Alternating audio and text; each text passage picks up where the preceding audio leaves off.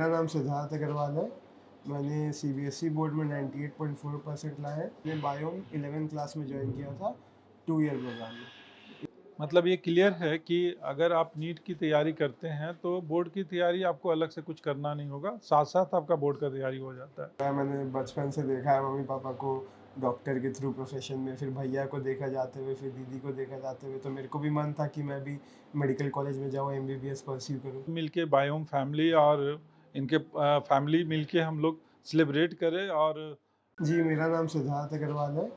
मैंने CBSE board में 98.4% लाए हैं और मैंने स्कूलिंग जेवीएम शामली से की है और मैंने बायोम 11th क्लास में ज्वाइन किया था 2 ईयर प्रोग्राम में। 11th भी यहीं से किया है मैंने, 12th भी यहीं से किया है। सिद्धार्थ का जो ट्रैक रिकॉर्ड है, चाहे वो यहाँ पे क्लासेस में जब रहे हैं तब और टेस्ट का रिकॉर्ड्स भी काफ़ी अच्छा रहा। इन्होंने कई बार 700 भी मार्क्स लाया। थोड़ा पेपर्स जो है वो लेंदी होने के कारण, फिज़िक्स का पेपर टफ होने के कारण कुछ मार्क्स कम स्कोर किया इन्होंने, बट हमें लगता है कि ये स्टेट में काफ़ी अच्छा इनका रैंक रहने का चांसेस है। तो सबसे पहले इन्हें कॉन्ग्रेचुलेट करते हैं और इस चीज़ के लिए इन्हें बधाई देते हैं कि इन्होंने इतना अच्छा स्कोर किया है अपने बोर्ड एग्ज़ाम में। और ये हमेशा रहता है कि नीट का अगर तैयारी कर रहे हैं तो बोर्ड में मार्क्स आएगा नहीं आएगा। तो ये आपके सामने में हैं जिन्होंने नीट पे फोकस किया है और बोर्ड में भी इन्होंने काफ़ी अच्छा परफॉर्म किया और नीट में भी काफ़ी अच्छा परफॉर्म किया। तो आप सिद्धार्थ ये बताएं कि दोनों को का क्या स्ट्रैटेजी रहा होगा जब आप नीट का तैयारी किए होंगे, तो क्या बोर्ड के लिए तैयारी करते भी थे या फिर सिर्फ नीट की तैयारी से ही आपका बोर्ड में अच्छा परफॉर्मेंस जी, आ मेरा गया? प्राइमरी फ़ोकस नीट पे था।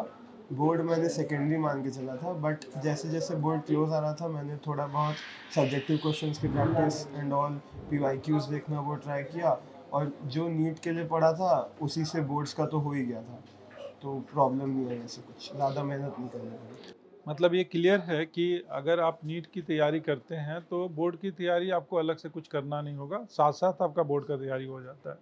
और सब्जेक्ट्स वाइज़ अगर देखें तो सब लोग का ये रहता है कि कोचिंग क्लासेस में तो हम लोग साइंस पढ़ेंगे, बट एक्स्ट्रा जो सब्जेक्ट्स है उसमें हम लोग कैसे कर पाएँगे? तो उस चीज़ के लिए आपने क्या कुछ किया था? जी, मेरे सेकेंडरी सब्जेक्ट्स इंग्लिश और पीएचई थे।